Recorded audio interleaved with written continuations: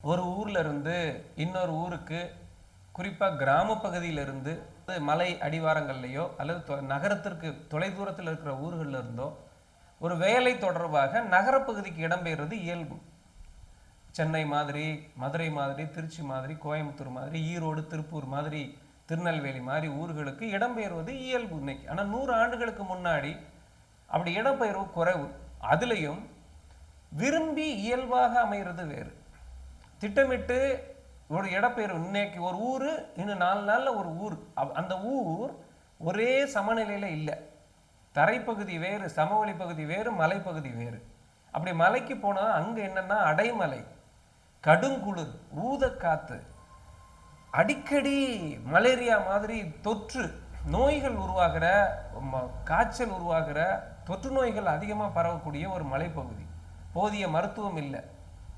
அப்படி சூழல்ல தொடர்ந்து எப்படி அழைச்சிட்டு போனப்பட்ட மக்கள் அங்கேயே தங்கியிருந்தாங்க? ஒண்ணு. அப்படி தப்பிக்க முயற்சி பண்ணியிருக்காங்களா? 2. அப்படி தப்பிச்சு போனவங்க பிடிபட்டு என்ன ஆனாங்க?